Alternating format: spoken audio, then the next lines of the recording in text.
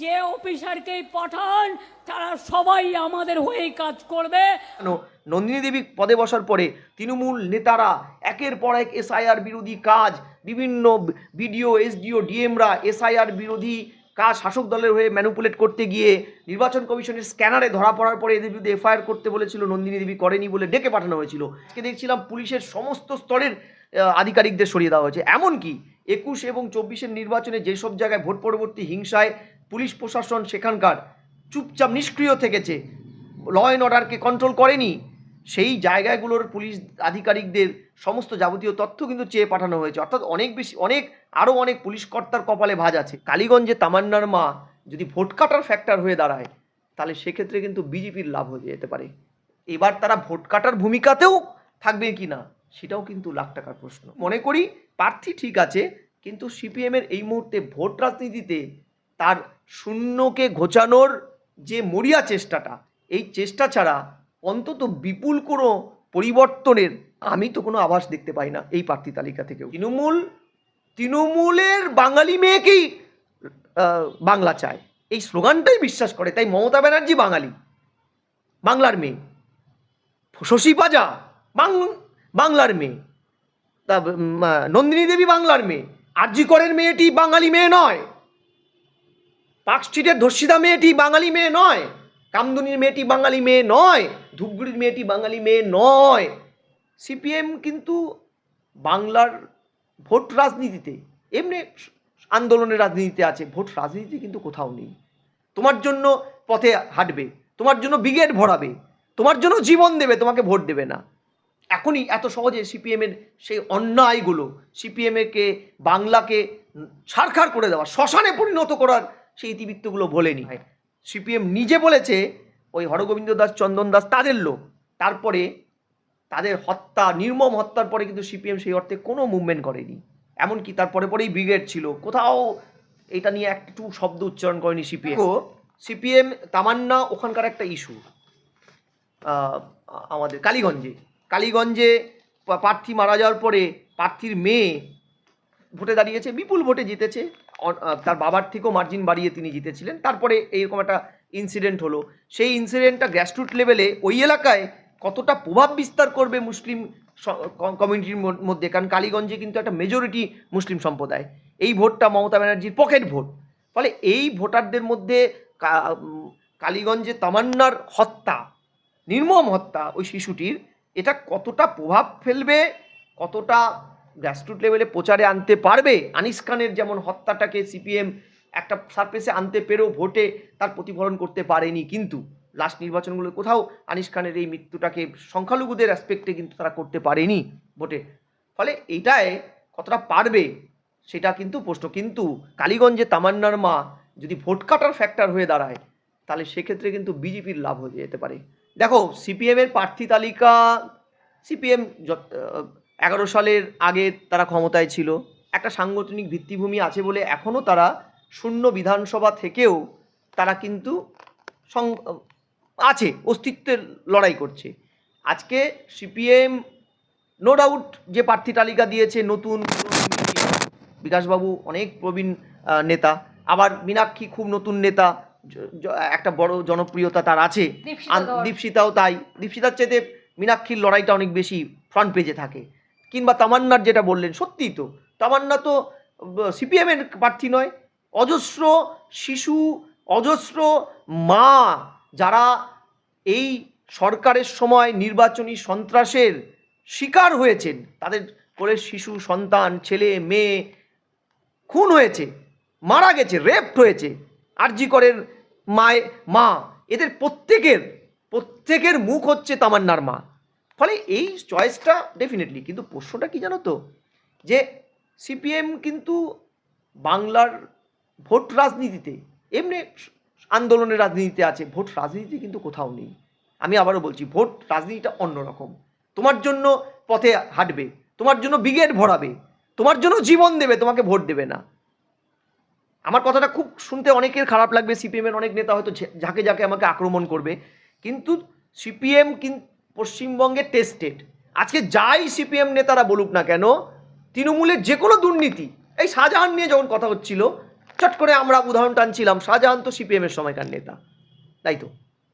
আমরা যখন কৃষকদের আত্মহত্যার কথা বলি, আলু চাষিদের, তখন বলে তো সিপিএমের সময়ও হতো। শিল্পায়নের কথা যদি বলি যে তৃণমূল শিল্পায়ন করেনি, তখন প্রশ্ন আসে বামেরাও তো শিল্পায়ন করেনি। উত্তরবঙ্গের বঞ্চনার কথা যখন উঠে, তো বামেদের সময় বঞ্চিত হয়েছে, বঞ্চনা তো ওখান থেকে শুরু হয়েছে। শিল্পের নামে দীপশিখা নাম যখন উঠে আসে, তার দাদুর নাম চলে আসে হাওড়া শিল্প তালুক, বাংলার ভারতবর্ষের ম্যানচেস্টার, ডেকে ডেকে চালু শিল্পগুলোকে বন্ধ করেছে। এই প্রশ্নগুলো মানুষের আসে।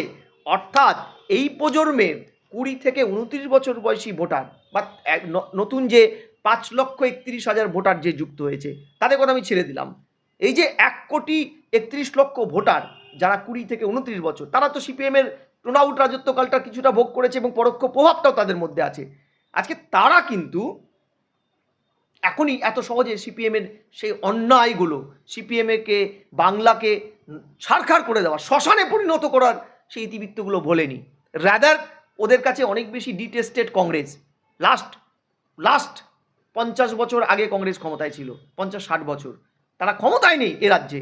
ফলে আমি মনে করি প্রার্থী ঠিক আছে, কিন্তু সিপিএমের এই মুহূর্তে ভোট রাজনীতিতে তার শূন্যকে ঘোচানোর যে মরিয়া চেষ্টাটা, এই চেষ্টা ছাড়া অন্তত বিপুল কোনো পরিবর্তনের আমি তো কোনো আভাস দেখতে পাই না এই প্রার্থী তালিকা থেকেও। কারণ প্রার্থী তালিকা তাদের যদি সত্যিকারেরই স্ট্রেংথ থাকতো, তাহলে একটার পর একটা এ রাজ্যে এই তামান্নারই যখন খুনটা হলো, সেই অর্থে কিন্তু আন্দোলনটাকে তারা কনসলিডেট করতে পারেনি।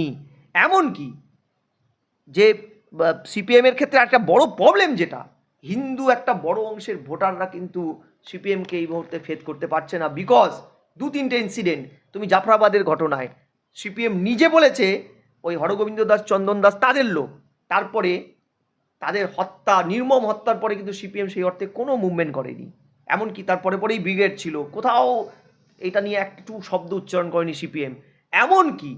এমনকি তুমি যদি আরজি করের আন্দোলনটাও দেখো, সিপিএমই তো আন্দোলনটা শুরু করার দিকে বামেদের একটা ছিল ভূমিকা, তারপরে কি হারিয়ে গেল জনগণের কাছে।